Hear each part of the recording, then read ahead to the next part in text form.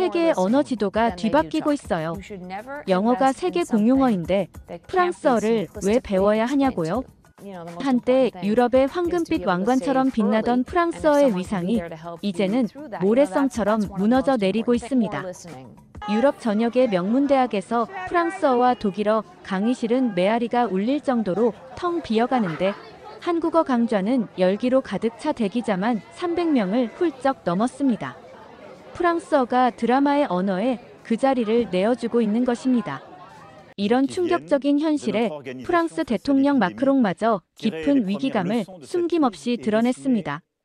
그럼 오늘의 이야기 시작하겠습니다. 그 전에 1초 만에 누를 수 있는 좋아요와 구독 버튼을 꾹 눌러주신다면 영상 제작에 큰 힘이 됩니다. 저는 이 믿기지 않는 현상의 근원을 파헤치기 위해 유럽 전역을 종횡무진 누비는 여정을 시작했습니다. 제 책상 위에는 도저히 믿을 수 없는 보고서들이 에베레스트처럼 쌓여 있었습니다. 셰익스피어의 언어, 영어의 본고장에서 상상조차 할 수 없는 일이 폭풍처럼 몰아치고 있었거든요. 영국의 자존심인 최고 명문 사립학교 이튼 칼리지부터 런던 외곽의 소박한 국립학교까지 지금 영국 전역의 학생들이 정부가 가르치지도 않고 시험에도 나오지 않는 언어를 별빛 아래 밤새워 공부하고 있습니다. 이런 믿기지 않는 언어는 바로 한국어입니다. 한국어 학습은 트렌드인가요? 아니면 교육적 혁명인가요? 한글이 유럽의 언어 지형을 바꾸고 있어요. 세종대왕과 한글은 영국 교육계의 새로운 영감의 원천이 되었습니다. 저는 이 모든 보고서를 훑어보며 깊은 생각에 잠겼습니다. 27년간 교육정책을 연구해온 저에게도 이런 현상은 처음이었어요. 프랑스어, 독일어, 스페인어 학습자는 매년 감소하는데 한국어 학습자는 1년 만에 400% 증가했다는 통계가 제 시선을 사로잡았습니다. 박사님, 유럽교육위원회에서 긴급 화상회의를 요청했습니다. 프랑스, 독일, 스페인, 이탈리아 교육부 대표들이 모두 참석할 예정이에요. 이건 단순한 유행이 아니에요. 무언가 더 깊은 변화가 일어나고 있습니다. 저는 깨달았어요. 이 현상을 제대로 이해하려면 보고서나 통계만으로는 부족하다는 것을, 현상의 중심을 직접 탐험해야 한다는 걸요. 그리고 그 시작점은 다름 아닌 제 집이었습니다. 저는 캐롤라인 하퍼예요. 영국 교육부 언어교육정책 수석 자문관이 되기까지의 여정은 순탄치만은 않았어요. 케임브리지에서 언어학 박사 학위를 받았고 20년간 교육정책 연구에 몸담아왔습니다. 42세의 싱글맘으로 딸 레이첼을 키우며 공직활동을 병행하는 것은 쉬운 일이 아니었지만 교육을 통한 변화라는 신념 하나로 여기까지 왔어요. 제 사무실 벽에는 케임브리지 졸업식 사진과 함께 딸 레이첼의 사진이 걸려 있습니다. 그리고 그 옆에는 제가 항상 마음에 새기는 문구가 있어요. 언어는 단순한 소통 도구가 아니라 세계를 바라보는 창이다. 브렉시트 결정 이후 교육 정책에도 큰 변화가 있었습니다. 영국적 가치와 정체성을 강조하는 목소리가 커졌고 저는 그 사이에서 균형을 잡으려고 노력해왔어요. 유럽과의 문화적 연결을 유지하면서도 글로벌 시민을 양성하는 교육, 그것이 제가 추구해온 비전이었습니다. 하퍼 박사님, 최신 언어 교육 통계 보고서가 도착했습니다. 제 수석 보좌관 마이클이 들고 온 서류를 펼쳐보니 충격적인 그래프가 눈에 들어왔어요. 프랑스어, 독일어, 스페인어 학습자 수는 5년 연속 하락세를 보이고 있었습니다. 반면 한국어 학습자 수는 가파른 상승 곡선을 그리고 있었어요. 이걸 어떻게 설명할 수 있을까요? 마이클이 제게 물었습니다. 아직은 잘 모르겠어요. 하지만 단순한 숫자 너머에 무언가 있을 거예요. 이건 앱이나 기술의 변화만으로는 설명할 수 없는 현상이에요. 저는 옛 기억을 떠올렸습니다. 3년 전 보수당 의원들과의 교육원의 회의에서 있었던 일이었어요. 우리는 영국의 전통적 가치와 언어에 더 집중해야 합니다. 프랑스어와 독일어는 여전히 유럽에서 중요한 언어이며 우리 아이들이 배워야 할 언어입니다. 그때 저는 이렇게 대답했었어요. 우리 아이들은 단순한 영국인이 아니라 세계 시민이 되어야 합니다. 어떤 언어를 배우든 그것은 다른 문화와 사고방식을 이해하는 창이 될 것입니다. 그 말이 이렇게 빨리, 그리고 예상치 못한 방향으로 현실이 될 줄은 몰랐습니다. 저는 중국어나 아랍어의 부상을 예상했지만 한국어가 이토록 급부상할 줄은 상상도 못했어요. 마이클, 오늘 일정을 정리해줘. 직접 현장을 둘러봐야겠어요. 하지만 그 전에 가장 먼저 확인해야 할 곳이 있었습니다. 바로 제 딸의 방이었어요. 집에 돌아왔을 때는 이미 저녁 8시가 넘어 있었어요. 교육부를 나서며 오늘은 일찍 퇴근하겠다고 했지만 결국 평소처럼 늦은 시간이 되고 말았죠. 현관문을 열자 집안은 조용했습니다. 레이첼은 아마도 자기 방에 있을 거예요. 부엌에 가방을 내려놓고 냉장고를 열어보니 레이첼이 남겨둔 쪽지가 있었습니다. 엄마, 저녁 먹고 공부해요. 전자레인지에 파스타 데워 드세요. 딸의 필체를 보며 마음이 따뜻해졌어요. 교육부 자문관이기 전에 저는 한 아이의 엄마니까요. 파스타를 데우며 딸의 방 쪽을 바라보았습니다. 문 아래로 불빛이 새어나오고 있었어요. 레이첼은 늘 이 시간에 숙제를 합니다. 9학년인 그녀는 공부를 열심히 하는 편이지만 언어는 그녀의 약점이었죠. 영어가 세계 공용어인데 굳이 다른 언어를 배울 필요가 있어요? 이것이 레이첼이 항상 하던 말이었어요. 프랑스어 시험을 앞두고 밤새 공부해도 겨우 낙제점을 받아오던 그녀였어요. 저녁을 먹고 딸의 빨래를 들고 그녀의 방 앞에 섰습니다. 가볍게 노크를 했어요. 레이첼, 빨래 가져왔어. 잠깐만요, 엄마. 방 안에서 뭔가를 급하게 치우는 소리가 들렸습니다. 몇 초 후 문이 열렸고 레이첼이 살짝 상기된 얼굴로 나타났어요. 공부 잘 돼? 뭐 도움이 필요한 거 있니? 네, 다 잘 되고 있어요. 역사 숙제하느라 좀 바빠요. 딸의 눈빛이 어딘가 회피하는 듯해서 뭔가 숨기고 있다는 느낌이 강하게 들었어요. 잠깐 들어가도 될까? 방이 좀 지저분해요. 괜찮아. 내 방이 더 지저분하니까. 미소를 지으며 저는 레이첼의 방으로 들어섰습니다. 책상 위에 낯선 책이 꽂혀 있었어요. 표지에는 한글로 제목이 쓰여 있었고 영문으로는 베이식 코리언이라고 적혀 있었습니다. 안에는 빼곡히 한글이 적혀 있었고 그 옆에는 레이첼의 필체로 영어 번역과 발음이 메모되어 있었어요. 노트북 밑에 숨겨진 노트에는 한국 가수들의 노래 가사가 한글과 영어로 적혀 있었습니다. 그리고 벽면에 붙은 공부 계획표에는 한국어 학습 30분이라는 항목이 매일 표시되어 있었어요. 레이첼, 너 한국어를 배우고 있었니? 딸은 한숨을 쉬며 침대에 앉았습니다. 네, 6개월 전부터요. 하지만 넌 항상 언어 공부를 싫어했잖아. 영어면 충분하다고 했었는데. 그건 프랑스어나 독일어 같은 학교에서 강요하는 언어들이었을 때예요. 한국어는 달라요. 레이첼의 눈이 반짝였습니다. 그 눈빛은 제가 본 적 없는 열정으로 가득 차 있었어요. 어떻게 다른데? 엄마, 한글은 정말 놀라워요. 세종대왕이라는 왕이 백성들이 쉽게 글을 배울 수 있도록 과학적으로 설계한 문자예요. 자음은 발음할 때 입모양을 본떠서 만들었고 모음은 하늘과 땅과 사람을 상징해요. 배울수록 그 체계가 얼마나 논리적인지 깨달아요. 그리고 엄마, 이건 단순히 언어만이 아니에요. 한국 문화 전체가 매력적이에요. 영화, 드라마, 음악들은 전통을 소중히 여기는 동시에 현대적인 방식으로 세계와 소통해요. 이건 제가 정말 원하는 문화를 이해하기 위함이에요. 레이첼의 침대 밑을 보니 여러 권의 한국 만화책과 번역본이 있었습니다. 그리고 벽 한쪽에는 작은 메모지들이 붙어 있었는데 모두 한글로 된 일상 표현들이었습니다. 이렇게 열심히 했는데 왜 나한테 말하지 않았니? 엄마가 웃을까 봐요. 영어가 세계 공용어라며 다른 언어는 필요 없다고 하시니까요. 그런데 갑자기 엄마가 한국어에 빠지셨잖아요. 저는 딸의 손을 잡았습니다. 레이첼, 진정한 학습은 강요가 아니라 호기심에서 시작된단다. 내가 정말 관심 있는 것을 찾았다면 무엇이든 엄마는 응원할게. 레이첼은 노트북을 열고 한 영상을 재생했어요. 한국의 K-팝 그룹 BTS였습니다.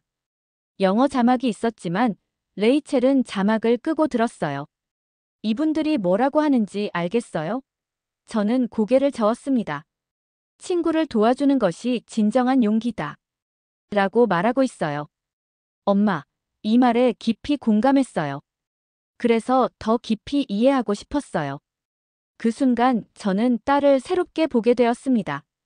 제가 교육부 자문관으로서 추구해온 이상 진정한 학습의 기쁨, 문화적 호기심, 자발적 탐구, 이 모든 것이 제 딸의 방에서 일어나고 있었던 거예요. 레이첼, 내일 내 학교에 같이 가볼래? 너처럼 한국어를 배우는 친구들이 더 있는지 궁금하거든. 엄마, 사실 우리 학교에 한국어 동아리가 있어요. 제가 만든 거예요. 저는 충격의 말을 잊을 수가 없었어요.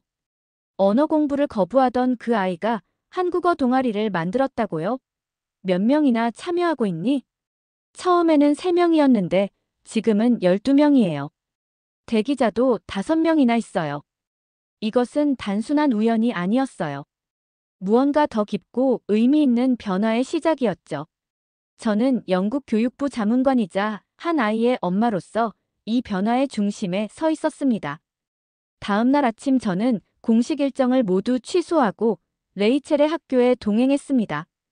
런던 북부 그린필드 초등학교는 깨끗하고 밝은 분위기의 활기찬 교육기관이었어요. 레이첼과 함께 아침 등교 시간 교문 앞에 서 있으니 묘한 감정이 밀려왔어요. 평소 같았으면 정부 차량을 타고 교육부 청사로 향할 시간이지만 오늘은 한 학생의 어머니로서 이곳에 와 있었거든요. 엄마, 첫 수업은 과학이에요. 그 다음 쉬는 시간에 한국어 동아리 활동이 있어요. 수잔 윌슨 교장 선생님이 반갑게 맞아주셨어요. 하퍼 박사님, 갑작스러운 방문에 놀랐습니다. 무슨 일로 오셨어요? 공식 방문은 아니에요, 수잔. 오늘은 그냥 레이첼의 엄마로 왔어요. 한국어 동아리에 대해 들었거든요. 윌슨 교장 선생님의 표정이 환해졌어요. 아, 그 동아리요. 정말 놀라운 활동이에요.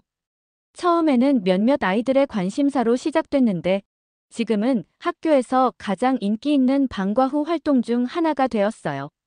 쉬는 시간이 되자 저는 윌슨 교장 선생님과 함께 한국어 동아리 교실로 향했습니다. 문을 열자 뜻밖의 광경이 펼쳐졌어요.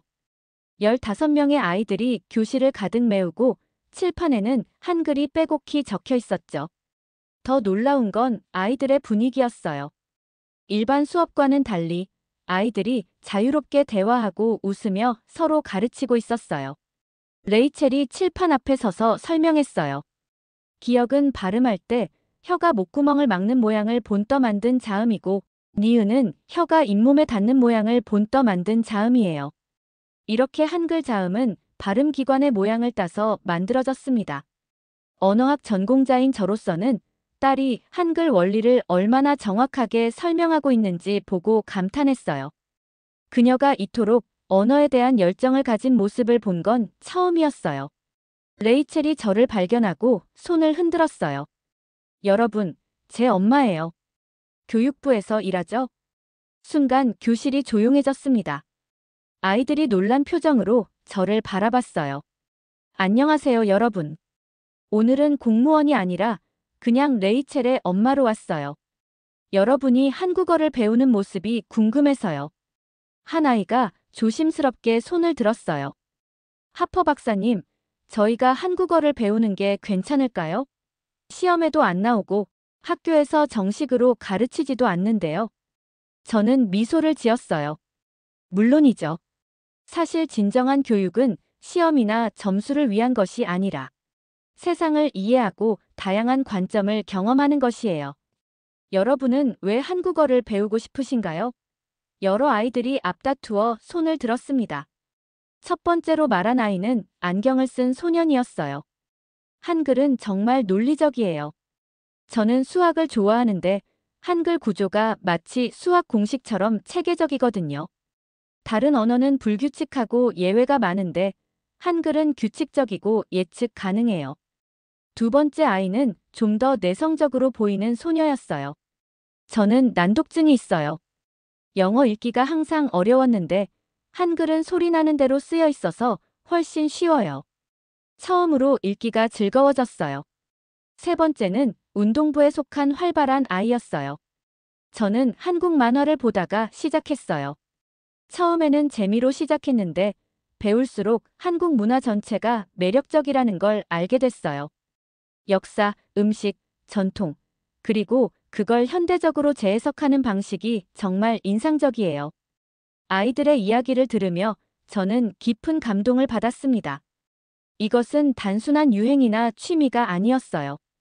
이 아이들은 자신들만의 방식으로 세계를 탐구하고 그 과정에서 진정한 학습의 기쁨을 발견하고 있었습니다. 윌슨 교장 선생님이 제게 말씀하셨어요. 이건 우리 학교만의 현상이 아니에요. 런던 전역의 학교들에서 비슷한 일이 일어나고 있어요. 정말요? 다른 학교도 방문해 볼 수 있을까요? 물론이죠. 제가 몇 군데 연락해 볼게요. 해머스미스 초등학교 교장 선생님도 최근 이 현상에 대해 논의하고 싶어 하셨어요. 이것은 시작에 불과했습니다. 저는 이 현상을 더 깊이 이해하기 위해 영국 전역의 학교들을 방문하기로 마음먹었습니다. 그리고 그 여정은 저를 예상치 못한 곳으로 이끌 것이었어요. 런던의 학교들을 방문한 지 일주일이 지났습니다. 제 사무실은 영국 각지에서 보내온 보고서와 데이터로 넘쳐났어요.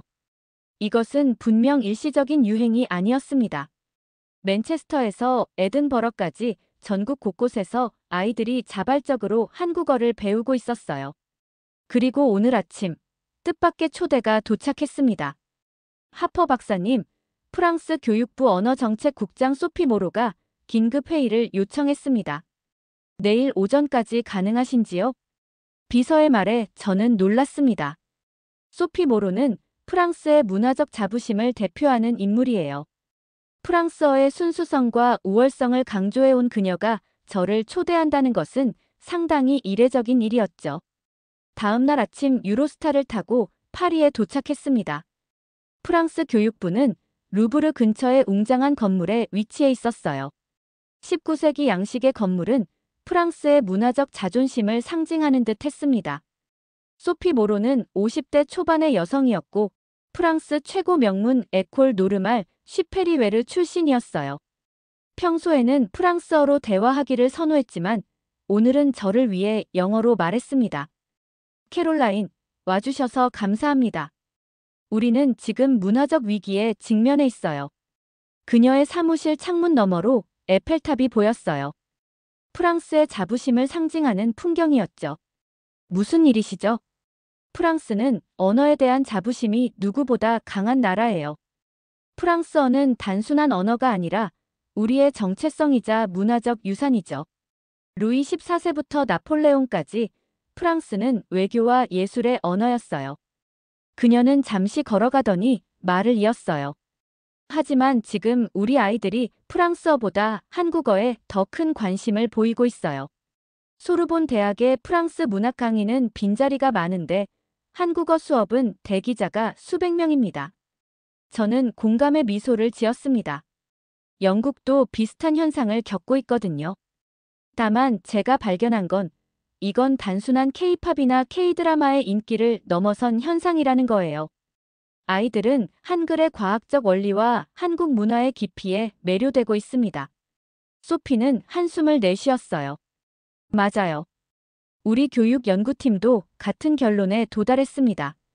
처음엔 단순한 대중문화 유행이라고 생각했지만 그렇지 않았어요. 아이들이 한글의 논리적 구조와 과학적 설계에 감탄하고 있더군요. 이건 문화적 패러다임의 변화예요. 그녀가 저를 바라보며 물었어요. 캐롤라인, 당신은 언어학자 출신이잖아요. 어떻게 생각하세요? 이 현상을 두려워해야 할까요? 아니면 받아들여야 할까요? 제가 대답하기도 전에 소피의 비서가 들어왔습니다.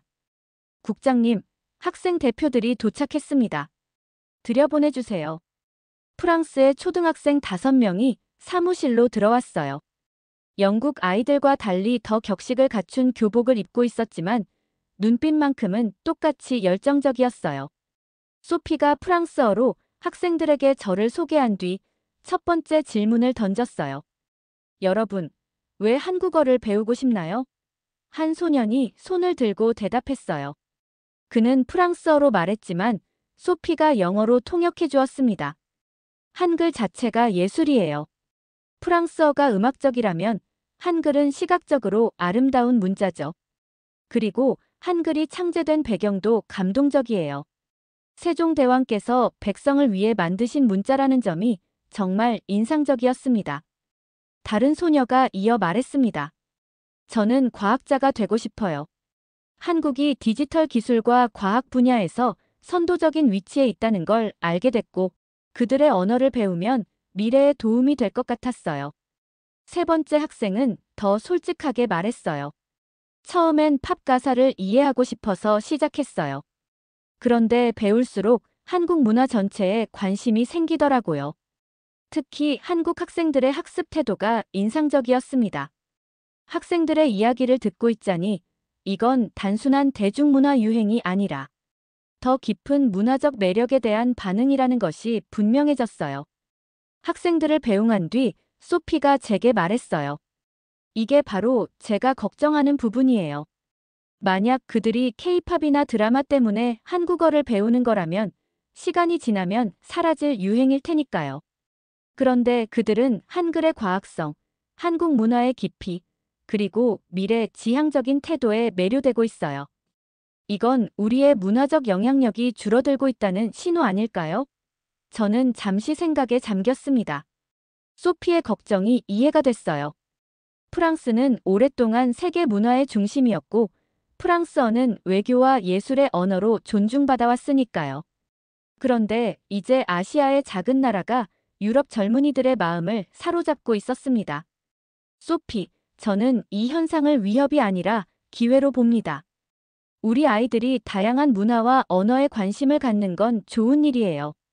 그들이 한글의 논리적 구조에 매료되었다면 그것은 우리가 언어 교육에서 과학적 접근의 중요성을 더 강조해야 한다는 신호일 수도 있습니다. 소피의 표정이 조금 누그러졌어요. 그럼 어떻게 해야 할까요? 프랑스 문화의 가치를 계속 가르치면서도 이 새로운 문화적 흐름을 수용하는 방법은 없을까요? 있습니다. 우리는 문화적 배타성이 아니라 문화적 포용성을 가르쳐야 해요. 프랑스어와 프랑스 문화의 아름다움을 지키면서도 다른 문화에서 배울 점을 찾는 태도를 길러야 합니다. 회의가 끝난 후 소피는 저를 샹젤리제 거리로 안내했어요. 파리의 상징적인 이 거리에 이제는 한류 문화상품점들이 늘어서 있었습니다. 한국 화장품, 굿즈, 한글 학습서를 파는 가게들이 전통 프랑스 부티크 사이에 자리 잡고 있었죠. 지난해만 해도 이런 가게들이 없었어요. 소피가 가리키며 말했어요. 저기 보세요. 그녀가 가리킨 곳에는 코리안 랭귀지 아카데미라는 간판이 걸린 건물이 있었어요. 유리창 너머로 많은 사람들이 한글을 배우는 모습이 보였는데 놀랍게도 모두 성인이었어요. 정말 놀라운 현상이에요. 소피는 또 한숨을 쉬며 말했어요. 프랑스도 영국처럼 교육 정책을 변경해야 할까요? 한국어를 공식 교육 과정에 포함시키는 것을 고려해야 할까요? 저는 잠시 생각했습니다.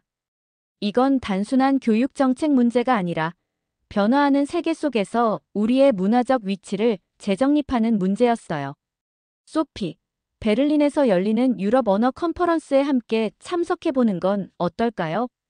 다른 나라들이 이 현상을 어떻게 바라보는지 알아보고 공동의 접근 방식을 모색해봐요. 소피는 고개를 끄덕였어요. 좋은 생각이에요. 그때까지 저는 프랑스 학교를 더 방문해 볼게요. 그리고 잊지 마세요, 캐롤라인. 우리는 단순한 교육정책 담당자가 아니에요. 우리는 유럽의 문화적 유산을 지키는 수호자이기도 해요. 8일 뒤, 저는 소피의 말을 곱씹으며 떠났습니다. 그녀의 걱정은 이해했지만 저는 이 현상을 위협이 아닌 기회로 보았어요. 우리의 임무는 과거의 영광에 집착하는 게 아니라 변화하는 세상 속에서 우리 아이들이 다양한 문화를 포용하고 배울 수 있도록 돕는 것이었습니다.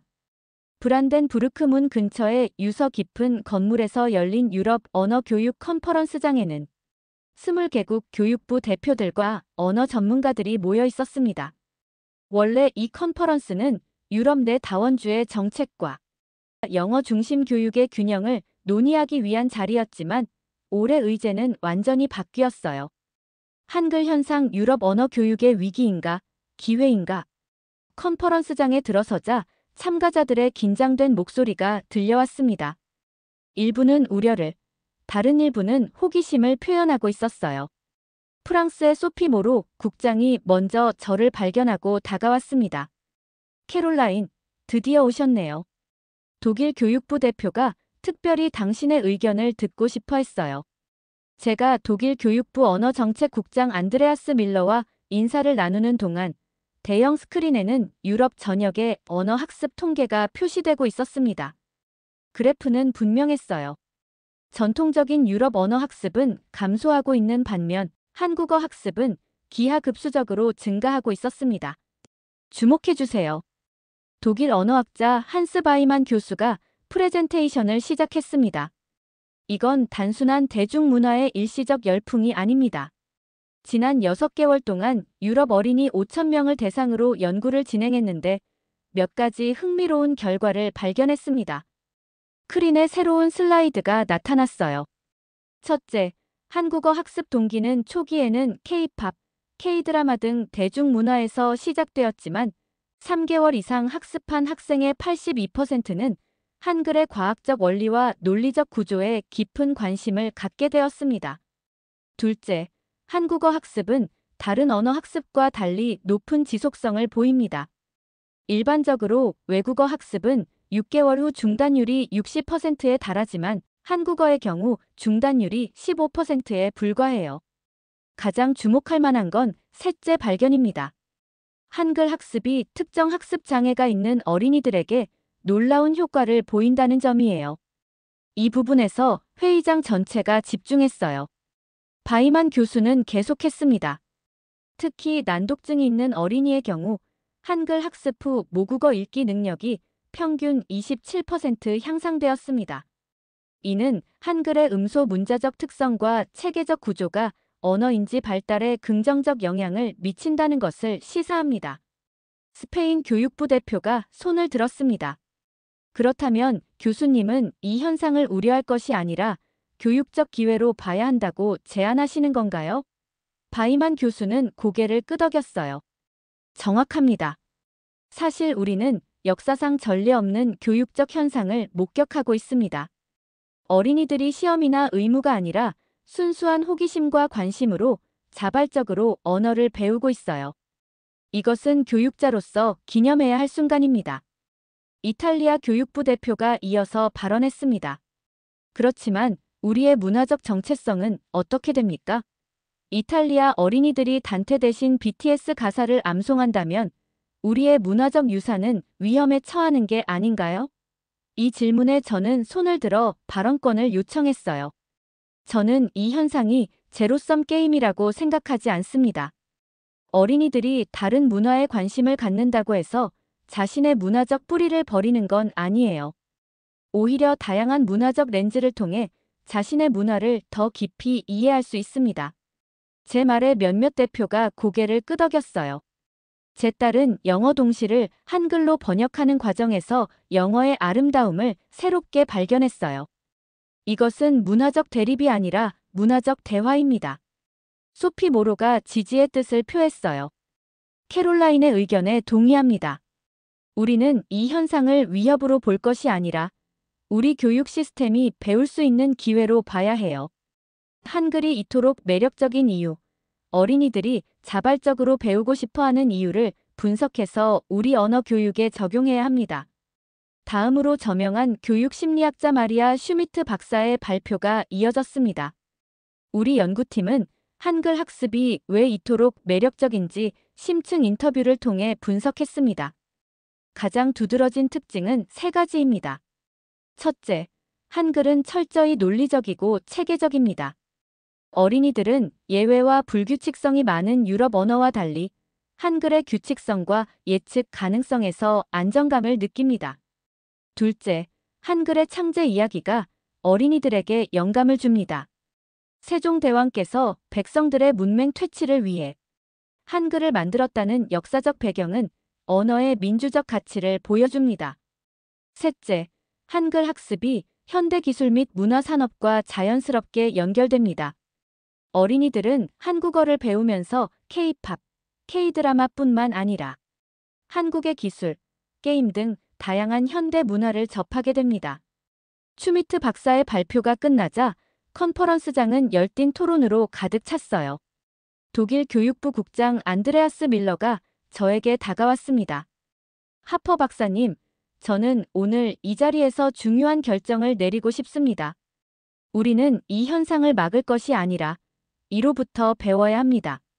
독일은 한글의 교육적 가치에 대한 공동 연구 프로젝트를 제안하고 싶습니다. 소피도 동의했어요.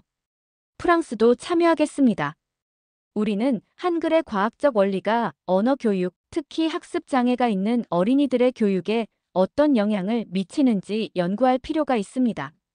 스페인, 이탈리아, 네덜란드 교육부 대표들도 이 제안에 관심을 보였습니다.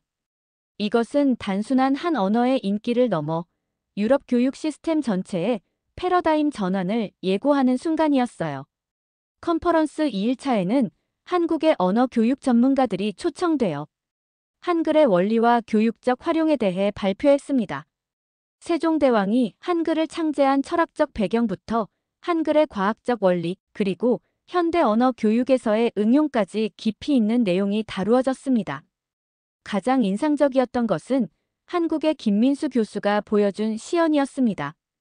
그는 유럽 각국의 언어로 된 문장을 한글로 표기해 한글이 얼마나 다양한 발음을 정확하게 표현할 수 있는지 보여주었어요.